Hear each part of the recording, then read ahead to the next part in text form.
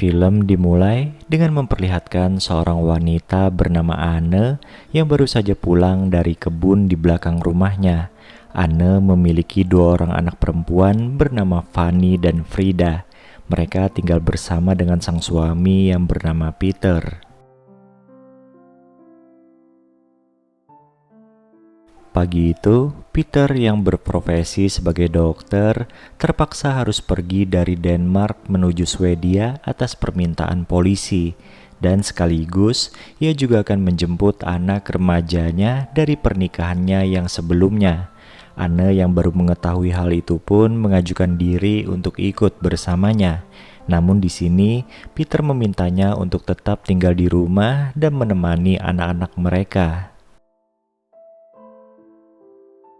Singkat cerita, beberapa hari berlalu, Peter pun akhirnya pulang bersama dengan putranya yang bernama Gustav. Di awal-awal kepindahannya di Denmark, Gustav seringkali merasa canggung dengan keluarga keduanya itu. Beruntungnya, Anne merupakan sosok ibu yang baik, sehingga ia juga berusaha untuk membuat Gustav jadi senyaman mungkin tinggal bersamanya. Suatu hari, Anne pergi menemui adiknya yang bernama Lina. Anne pun menceritakan bahwa sebenarnya ia kurang suka ketika Peter meminta Gustav untuk tinggal bersama dirinya. Dan setelah ditelusuri, alasan Gustav pindah ke sana adalah karena dia di DO karena kenakalannya di sekolah. Keesokan harinya, Anne yang ingin membersihkan bekas makanannya Gustav malah mendapati adanya sebuah buku dewasa di kamarnya. Ia pun memperingati Gustav bahwa buku itu tidak layak untuknya, dan celotehan dari ibu tirinya itu membuat Gustav menjadi kesal.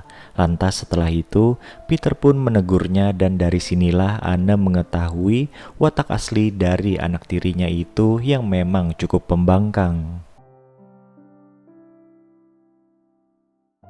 Suatu pagi di rumah mereka terjadi sebuah kasus pencurian di mana pencurinya berhasil melarikan uang yang ada di tas Anne serta iPad miliknya. Namun kejanggalan terjadi beberapa hari setelahnya, yaitu ketika Anne menemukan gantungan kunci di saku celananya Gustav, di mana sebelumnya Anne meletakkan gantungan kunci tersebut di dalam tas yang dicuri.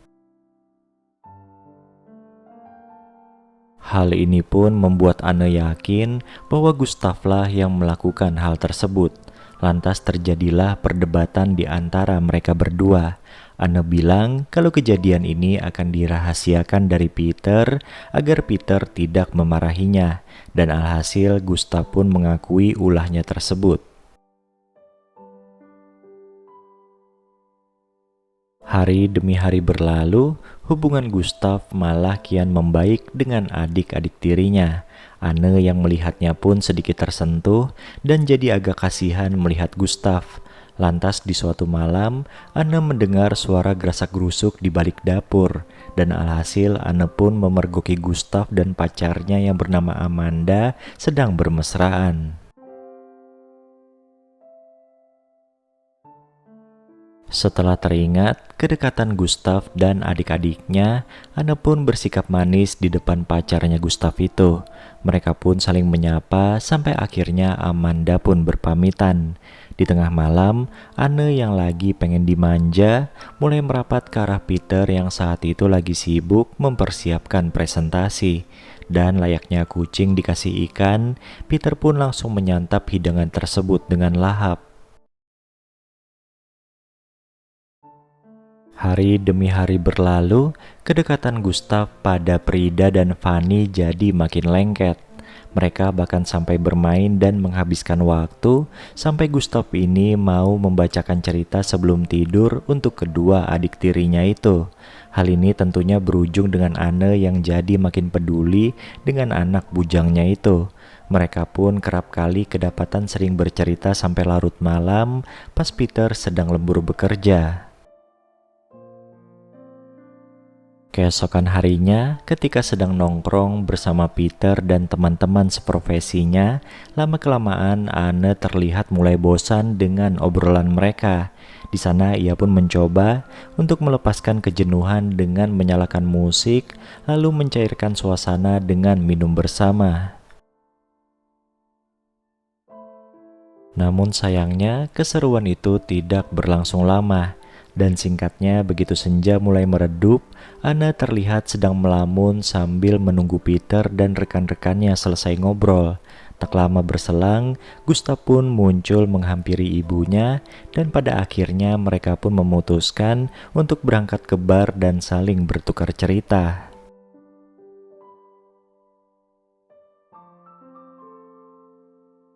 Suatu ketika, keluarga itu terlihat tengah bermain petak umpet bersama, dan di saat anggota keluarga lainnya sedang bersembunyi, secara tidak sengaja Gustav memegang tangan dan bahu ibunya itu. Dan anehnya saat itu, Anne malah merasa deg-degan layaknya orang yang lagi jatuh cinta.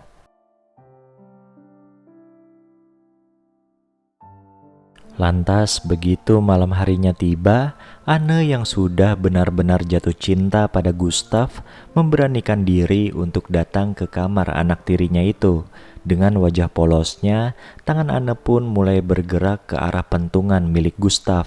Tanpa mengeluarkan suara sedikit pun, keduanya pun beradu peluh di kamar itu. Hari demi hari berlalu, setiap Peter pergi, mereka pun selalu menyempatkan waktu untuk mojok berduaan.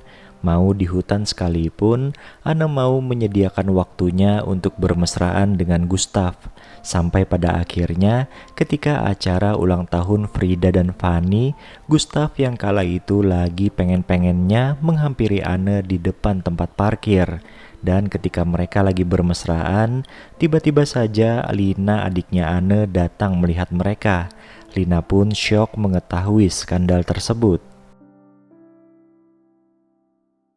Anne yang marah pada Gustav karena tidak bisa menahan hasratnya memutuskan untuk mengakhiri hubungan mereka. Dan buntut dari kejadian itu membuat Gustav jadi bertingkah aneh lagi. Ia memanjat sebuah pohon dan mengacaukan suasana pesta. Hingga seketika ia malah terjatuh dari pohon itu dan membuat acara adiknya berantakan. Pada keesokan harinya, Peter bilang ke Anne kalau ia ingin mengajak Gustav pergi ke sebuah villa miliknya yang berada di Swedia, sekaligus juga mencari tahu hal yang dialami oleh Gustav karena ia selalu bertingkah laku aneh. Di suatu malam, Peter tiba-tiba bilang pada Anne kalau ia telah mengetahui tentang hubungan gelap Anne dan Gustav. Pria itu pun menambahkan kalau Gustav telah membeberkan semuanya. Anne yang sudah terlanjur malu dan takut suaminya akan berpikir buruk kepadanya tetap berusaha menyangkal. Anne justru menyudutkan Gustav serta Peter yang hingga pada akhirnya ia pun berhasil mengelabui suaminya itu dan membuat Peter jadi tidak mempercayai Gustav lagi.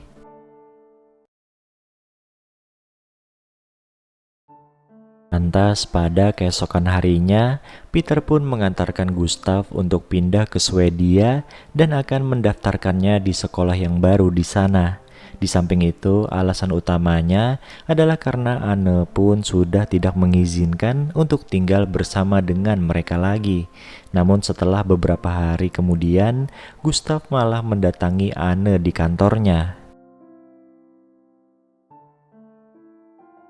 Ia berniat meminta Anne untuk berterus terang kepada suaminya tentang hubungan yang pernah mereka jalani, agar tentunya Gustav bisa memperbaiki hubungan baiknya dengan ayahnya kembali. Namun di sini Anne pun tetap bersikeras untuk tidak memberitahukan cerita yang sebenarnya pada Peter. Kondisi ini tentu merugikan bagi Gustav yang tidak memiliki bukti apapun tentang hubungannya dengan Anne. Lantas setelah beberapa hari kemudian, pada suatu tengah malam, Gustav kembali mendatangi rumah Anne dan berniat untuk bertemu dengan ayahnya. lalu menjelaskan semua yang terjadi selama ini. Namun pada saat itu Anne bilang kalau Peter sedang tidur. Anne pun berusaha mengadu domba Gustav dengan Peter, sehingga pemuda itu pun berpikir kalau ayahnya sudah tidak peduli lagi dengannya.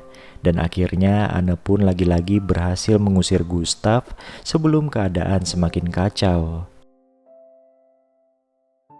Beberapa minggu berlalu, Peter mendapatkan panggilan telepon dari mantan istrinya yang memberitahukan kalau saat ini Gustav tidak diketahui keberadaannya dan sudah bolos sekolah selama 1 minggu. Kemudian setelah itu, Peter mendapatkan informasi dari kepolisian Swedia bahwa anaknya yaitu Gustav berada di sana. Tanpa membuang waktu, ia pun segera menuju ke Swedia. Singkatnya, begitu pulang dari Swedia, Peter pun memberitahu Anne kalau Gustav ternyata sudah meninggal dunia. Meninggalnya itu akibat kedinginan dan tertimbun salju selama beberapa hari dan diakibatkan karena terjatuh ketika sedang menuju villa milik ayahnya sepulang dari sekolah.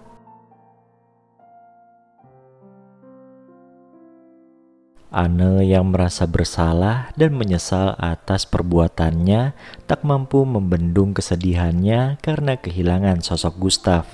Dan film ini pun ditutup dengan memperlihatkan keluarga Peter yang sedang dalam perjalanan menuju ke pemakaman.